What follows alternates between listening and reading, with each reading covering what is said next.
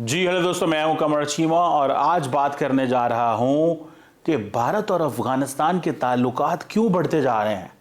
ऐसा क्या है कि पाकिस्तान और अफगानिस्तान के ताल्लुकात बिल्कुल ख़राब हो गए हैं और भारत और अफगानिस्तान के ताल्लुकात बिल्कुल ठीक होते हैं। आए इस पे बात करें। How India is boosting relations. देखिए, पहली बात तो ये है कि इंडिया की जो इंगेजमेंट अफगानिस्तान के साथ ये एक स्ट्रेटेजिक मोटिवेशन है। स्ट्रेटेजिक मोटिवेशन मींस कि इंडिया चाहता है कि मैं वेस्ट एशिया के साथ ताल्लुकात अच्छे रखूं, आगे सेंट्रल एशिया तक एक्सेस लेनी है तो ये ताल्लुकात ठीक रखूं। फिर वो कहते हैं डिप्लोमेटिक बैलेंसिंग एक्ट, पाकिस्तान को भी तो कुछ करना है कि नहीं करना। So that is also there. Then India ये भी सोचता है कि जो इंडिया की जो अप्रोच है वो इसमें ये होनी चाहिए कि हमें इकोनॉमिक इंटरेस्ट भी देखने हैं, क्योंकि आपको पता है कि इंडिया ये समझता है इस चीज़ को कि अफगानिस्तान जो है वहाँ से एनर्जी रिजर्व्स आ सकते हैं via central Asia, then Iran, then Chabahar, then उसके ऊपर मैं बात करता हूँ, एंड देन सिक्योरिटी भी। इसीलिए वो अफगानिस्तान को वो कहते हैं कि अफगानिस्तान की सरजमीन कहीं इंडिया के खिलाफ इस्तेमाल ना हो। अब देखें, ये जो यूएस मिलिट्री का जो विड्रॉल हुआ था, ठीक है जनाब, इसको आप देखें, इसमें आफ्टर दैट उन्होंने बहुत सारी चीज़ें समझी। पहली बात तो यह है कि सबसे ज़्यादा इंपॉर्टेंट ये थी कि there was a loss of friendly Afghan government, friendly Afghan government for India. Ashraf Ghani की जो गवर्नमेंट थी that was friendly government, friendly government थी उससे पहले, क्योंकि इंडिया ने वहां पे बहुत ज़्यादा पैसा डाला था। फिर अब क्या है, चाइना और पाकिस्तान का इन्फ्लुएंस, लेकिन चाइना का इन्फ्लुएंस है, पाकिस्तान का इन्फ्लुएंस नहीं है। लेकिन back in August 2021 India did think that there is a possibility कि ये इन्फ्लुएंस हो सकता है। देन आगे जाएं तो इंडिया की जो अप्रोच है कि वो हमें अपने ताल्लुकात कॉशियसली रीस्टैब्लिश करने चाहिए, कॉशियसली अपने ताल्लुकात जो हैं वो रीएस्टैब्लिश करने चाहिए। ये है बेसिकली इंडिया की अप्रोच कि अफगानिस्तान से जब मिलिट्री निकली तो हमें कैसे चीज़ों को लेके चलना है, पाकिस्तान को भी देखना है, पिछली हुकूमतों के साथ भी ताल्लुकात अच्छे थे, और इंडिया एक कॉशियस एंड कैलकुलेटेड अप्रोच जो है वो अडॉप्ट कर रहा है। ये जो यूएस मिलिट्री की जो विड्रॉल है अफगानिस्तान से, उसको देखें। पहली बात तो ये है कि सडन विड्रॉल थी, बिल्कुल सही है, यकदम फैसला हुआ। जो कंप्लीट विड्रॉल हुई अगस्त में, पावर वैक्यूम, ये है प्रॉब्लम। पावर वैक्यूम कौन होगा, तालिबान के साथ क्या करना है, अब नई रीजनल पॉलिटिक्स, रीजनल जियो पॉलिटिक्स इसके बाद नहीं है। देन आप ये समझे कि जो तालिबान है उन्होंने जब ये टेक ओवर किया तो पिछले 2 दहाइयों में वहां पे कोई तालिबान मौजूद नहीं थे, अब तालिबान आ गए हैं, अब वो एक स्टेबलाइजिंग फोर्स है। Look at this, they are the stabilising force. और अब इंडिया के इंटरेस्ट को कैसे वहां प्रोटेक्ट करें। आप देखें फॉर एग्जांपल, अफगानिस्तान से वो जब निकले हैं तो अब अफगानिस्तान जो है वो इंडिया ने अपने आप को वल्नरेबल महसूस किया, और वो उन्होंने कहा ये ना हो कि ये एक सेफ हेवन बन जाए अफगान तालिबान का। Look at this.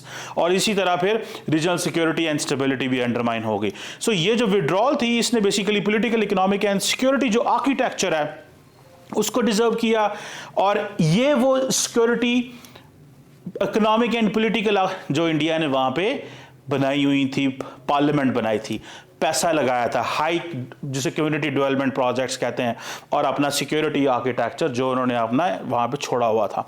देखिए जी, ये है इंडिया की जो अब स्ट्रेटेजिक रिकैलिब्रेशन कैसे करनी है पोस्ट यूएस विड्रॉल में। अफगानिस्तान जैसे हुआ, जियोपॉलिटिकल लैंडस्केप चेंज हो गया, पर्टिकुलरली इंडिया के इंटरेस्ट चेंज हो गए, अफगानिस्तान के अंदर एक फ्रेंडली गवर्नमेंट नहीं रही, राइजिंग इन्फ्लुएंस ऑफ चाइना हो गया।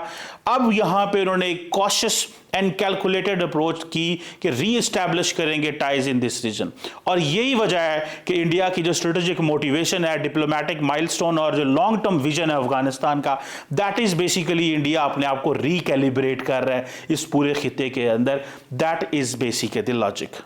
अब आप देखें स्ट्रेटेजिक कंसर्न्स क्या हो सकते हैं। पहला बात, सिक्योरिटी थ्रेट्स। जो प्राइमरी कंसर्न क्या है वो है जी potential rise in security threats. कौन कौन से हैं? सबसे पहले लश्कर तैयबा।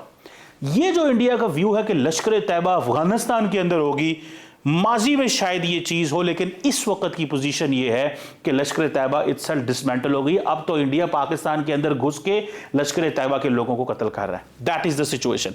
सो वो और बहुत सारी जो लश्कर तैयबा है that has transformed into welfare group में की बदल गई है, वो नजर नहीं आती। लेकिन जैश ए मोहम्मद इनका माजी के अंदर इंडिया के अंदर बड़ी लंबी चौड़ी प्रेजेंस अफगानिस्तान में होती थी, लेकिन अब जारी बात है वो नहीं है, और क्योंकि अफगान तालिबान नहीं है, सारी सिचुएशन बदल गई है। सो वो समझते हैं कि हमें ये सिक्योरिटी थ्रेट्स हैं। So India says all those non-state actors which have been supported by Pakistan, which India still believes they are being supported by Pakistan right now, they are still there. Then वो कहें जी power vacuum आ गया, ये China और Pakistan fill कर सकते हैं, एक approach जो है वो ले सकते हैं, तो हमें एज ए काउंटर बैलेंस वहां पे जाने की जरूरत है। अब देखें, अब इंडिया का जो इनिशियल रिस्पॉन्स है क्या था अफगानिस्तान में, ये देखें जून 2022 में इंडिया ने अपने ताल्लुकात दोबारा एस्टैब्लिश किए, अफगानिस्तान के अंदर टेक्निकल टीम भेजी वहां पे अपनी काबुल एम्बेसी में, और उसके बाद अपनी इंटेंशन शो की इंडिया ने कि हम आपके साथ मिलकर काम करना चाहते हैं, एक डिग्री ऑफ कॉशन, एक वो जिसे कहते हैं, और आपके साथ पॉलिटिकल लैंडस्केप में काम करना। So technical team, then humanitarian aid, उन्होंने कहा जी हम आपको सपोर्ट करना चाहते हैं, लुक एट दिस, हम आपकी ह्यूमैनिटेरियन असिस्टेंस देंगे, कोविड वैक्सीन देंगे, हम आपके साथ गुडविल इस्टेब्लिश करेंगे अफगानिस्तान के लोगों के साथ, और एक अच्छा ताल्लुक रखना चाहते हैं। देन मॉनिटरिंग, इंडिया ने कहा जी कि हम जो डेवलपमेंट प्रोजेक्ट्स हमने वहां शुरू किए हुए थे उसको हमने मॉनिटर करना है। सो ये एक इंडिया की प्रोएक्टिव अप्रोच है कि वो अपने आप को समझते हैं कि we have to look at what are the most opportunities there in Afghanistan. अब देखिए जैसे ये ह्यूमैनिटेरियन एड है, ये इंडिया ने बड़ी लंबी चौड़ी, अर्थक्वेक रिलीफ, जी हम तो वहां पे अर्थक्वेक के लिए काम कर रहे हैं, डिजास्टर रिलीफ के लिए काम कर रहे हैं, फिर जी हम तो वीट शिपमेंट्स भेजते हैं, हम तो आटा बेचते हैं, गंदम बेचते हैं, हमारी सिर्फ ये अंडरस्टैंडिंग है इंडिया के हवाले से। मेडिकल असिस्टेंस, क्योंकि वहां पे हालात बुरे हैं, हेल्थ केयर फैसिलिटीज है नहीं है, तो उन्होंने कहा जी हम वहां जाएंगे इन चीजों के लिए, तो इंडिया ने बड़े लंबे चौड़े programme, earthquake relief, wheat shipments, medical assistance जो है वहां पे दी। देन आप देखें ये थोड़ा सा मैप है, दिस इज व्हाट, ये है आपका, ये अफगानिस्तान, ये पाकिस्तान, ये भारत, ये देख, ये ईरान, साथ तुर्कमेनिस्तान, उज्बेकिस्तान, ताजिकिस्तान, ये पूरे का पूरा नक्शा जो आपको थोड़ा समझ, ये अरेबियन सी है नीचे, ये देखें, ठीक है, अरेबियन सी पाकिस्तान को भी लगता है, ईरान को भी लगता है, इधर ये इंडिया को लगता है, और ये अफगानिस्तान लैंडलॉक्ड। अब देखें डिप्लोमेटिक जो माइलस्टोन है कि जो चैनल कैसे ओपन किए, टेक्निकल टीम भेजी कि ताल्लुकात के हवाले से, डिप्लोमेटिक प्रेजेंस, फिर क्या हुआ, अनऑफिशियल एनवॉय, जो इकरामुद्दीन कामिल है वो अनऑफिशियल इंडिया के जो रिप्रेजेंटेटिव हैं मुंबई के अंदर आए।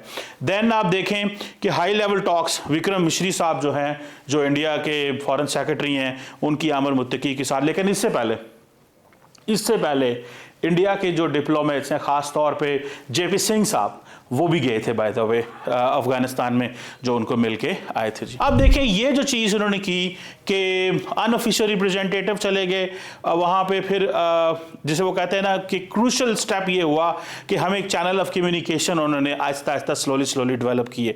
फिर हाई लेवल मीटिंग जो है, ये जो आपको मैं दिखा रहा हूँ, ये बेसिकली ह्यूमैनिटेरियन असिस्टेंस के लिए, सिक्योरिटी के लिए और इन चीज़ों के लिए। सो आप देखें, ये देखें विक्रम मिश्री की मुलाकात, bilateral relations, economic partner, this is where they believe कि हमें काम करना चाहिए। और ये मुलाकात इनकी दुबई में हुई थी, याद रखें, this was a meeting that happened in Dubai के अंदर हुई, और वहां पे उन्होंने कहा, लेकिन इससे पहले जेपी सिंह साहब मिल चुके थे। सो आप देखें इंडिया ने वैक्यूम को स्लोली फिल किया ताल्लुकात को बेहतर करने के लिए। देन आप आगे चलें तो आपको पता चलेगा कि जी पॉलिटिकल कोऑपरेशन जो है वो उसके ऊपर काम हुआ, इकोनॉमिक कोऑपरेशन के ऊपर, ट्रेड रूट्स जो हैं वो हमने कैसे खोलने हैं, ये है असल चीज़।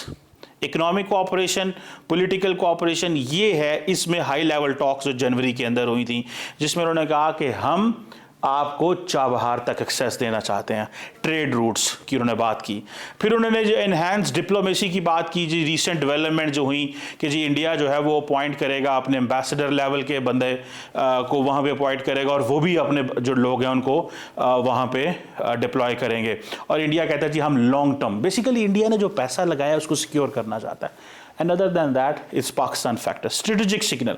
ये जो एम्बेसडर लेवल एनवॉय जो है ये एक स्ट्रॉन्ग सिग्नल है, क्योंकि चाइनीज भी एम्बेसडर ले चुके हैं अफगानिस्तान के, चाइनीज अपने भी बंदे भेज चुके हैं, चाइनीज अपने मिलिट्री के लोग भी भेज चुके हैं। सो इंडियंस महसूस करते हैं कि ये ना हो कि अफगानिस्तान जो है, पाकिस्तान तो इस वक्त कुछ नहीं कर सकता वहां पे, ये ना हो कि चाइना वो स्पेस कवर कर जाए। सो दैट इज वाई ये चीज जो है वो ये एम्बेसडर लेवल डिस्कशन जो है वो हो रही है। अब ये देखिए, ये सारी की सारी कन्वर्सेशन है कि जी इंडिया मॉनिटरिंग कर रहा है सिचुएशन में, वहाँ पे क्या होगा, हम वहाँ पे लीडरशिप भेजेंगे, इंडिया एक स्ट्रेटेजिक पार्टनर है, तालिबान ने ये कहा, और India steps up engagement with the Taliban. ये डिफरेंट किस्म की अखबारें जो है इसके ऊपर बातें करती रही हैं। ये जो तालिबान का जो एनवाई है, अनऑफिशियल एनवाई भी आया, फिर डिप्लोमेटिक एंगेजमेंट शुरू हो गई, और फिर जेपी सिंह साहब गए थे, ये ज़हन में रखिएगा, फिर जेपी सिंह साहब गए थे।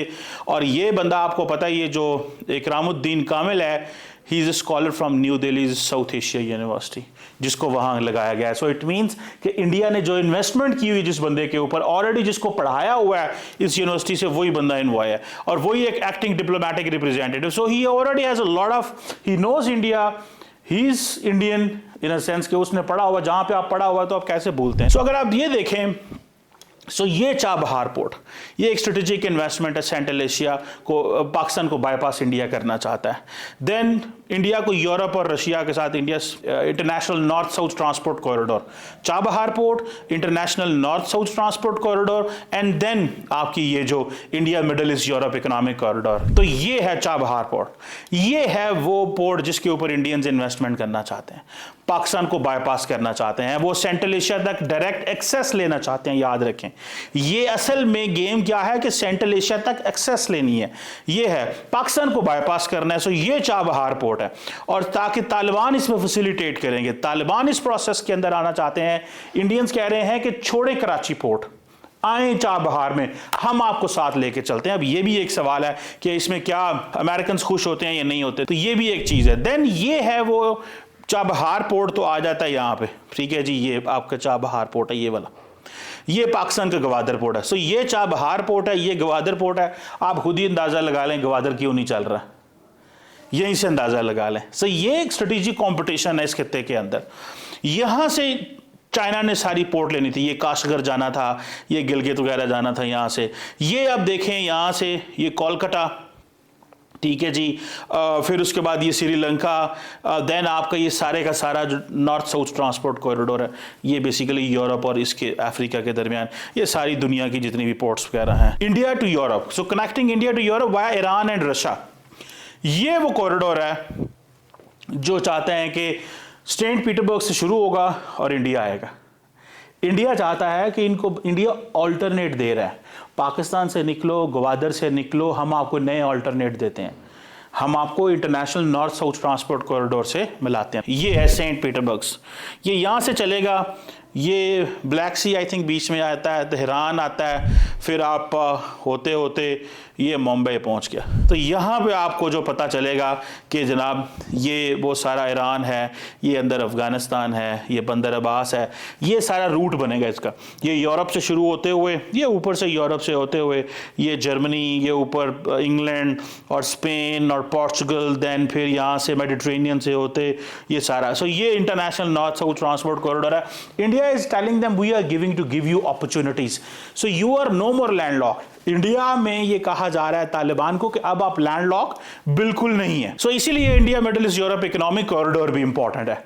वो कह रहे हैं कि हमें मिडिल ईस्ट तक एक्सेस है, हम आपको मिडिल ईस्ट में भी मिलाएंगे। ये इंडिया ने जो G20 2023 के अंदर जो किया था कनेक्ट, वो उसकी जो है वो बात हो रही है। सो ये इंडिया का एक लॉन्ग टर्म विजन है बेसिकली रीजनल स्टेबिलिटी का। उनका मौका ये है कि ये रीजन स्टेबिलिटी हो। So India's vision is contribute to stable and prosperous Afghanistan that is free from terrorism and extremism. Pakistan, जब इंडिया ये बात करे तो पाकिस्तान की बात हो रही होती है। This requires a holistic approach, और यही पाकिस्तान कहता है कि इंडिया वहां पे होगा तो पाकिस्तान डिस्टेबलाइज होगा। राइट नाउ जिस तरह इंडिया पाकिस्तान कह रहा है जी वो हो रहा है डिस्टेबलाइज, इसी तरह वो कहते हैं जी हम अफगानिस्तान को ओनरशिप देना चाहते हैं। अगर इंडिया अफगानिस्तान को ओनरशिप दे भी दे, for instance okay Afghanistan is ownership आ गई है, क्या होगा? Even if India is unable to get from Afghan Taliban what India wants to get, but India will be happy enough in a way कि इंडिया इस चीज पे तो राजी होगा कि अगर अफगान तालिबान हमारे लिए कुछ नहीं कर रहे तो दे पाकिस्तान को भी ये स्पेस नहीं देंगे कि ये हमें जो है वो पाकिस्तानी स्पेस को इस्तेमाल कर सके। देखें फिर इसीलिए बैलेंसिंग एक्ट, जिसका मैंने कहा आपको शुरू में बताया था कि ये जो बैलेंसिंग एक्ट की बात हो रही है कि ये केयरफुल डिप्लोमेसी कर रहा है, स्ट्रेटेजिक डिसीजन मेकिंग कर रहा है और क्लोज कोऑर्डिनेशन चाहता है रीजनल पार्टनर्स के साथ, और इसी तरह पाकिस्तान और चाइना को भी साइड पे जो है वो करना चाहता है, उसकी इन्फ्लुएंस को मिनिमाइज करना चाहता है। अब इंडिया क्या है, non engagement to pragmatism, that is where India is there. Initial policy ये थी रिलक्टेंस टू इंगेजमेंट, पहले तो रिलक्टेंट था, इंगेज ही नहीं कर रहा था। अब क्या है, रीजनल सिक्योरिटी एंड कंसर्न्स ने उसको कहा है कि आप काम करें।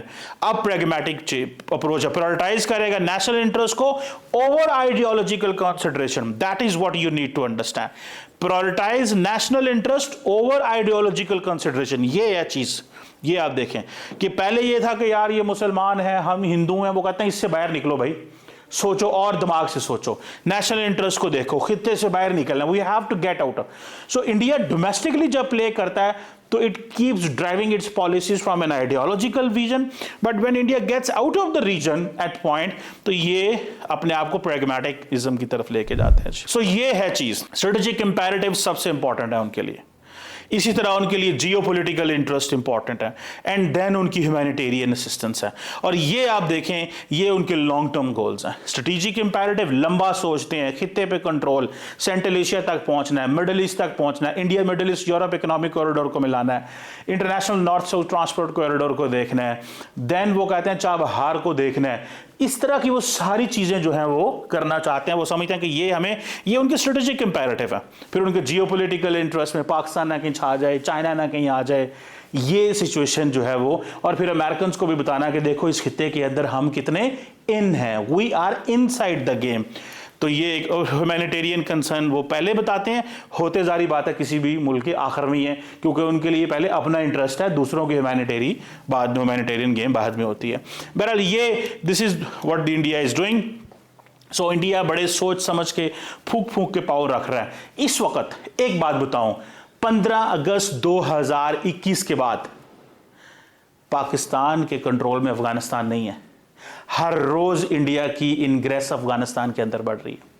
दिस इज नॉट बिकॉज के वो इंडिया ने को बहुत कमाल किया है, दिस इज बिकॉज के अफगान तालिबान पाकिस्तान को अब पसंद ही नहीं करते। वो समझते हैं कि हमें अफगान तालिबान अपनी भी जो उनकी लेजिटिमेसी है, वो कहते हैं हमने उसको स्टैब्लिश करना है कि हम पाकिस्तान के टाउट नहीं है, we don't work for Pakistan, we are not the puppets, हम इंडिपेंडेंट हैं।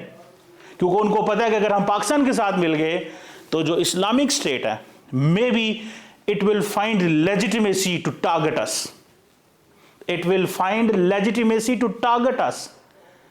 क्योंकि पाकिस्तान अमेरिका वो कहते हैं इत्तेहादी हैं, और इस्लामिक स्टेट के पास, दाइश के पास ये लेजिटिमेसी आ जाएगी, देखो ये पाकिस्तान के पार्टनर है, पाकिस्तान पे भी हमला करना है, अफगानिस्तान पे भी हमला करना है। और टीटीपी वगैरह ऑलरेडी इस्लामिक स्टेट के बहुत करीब है।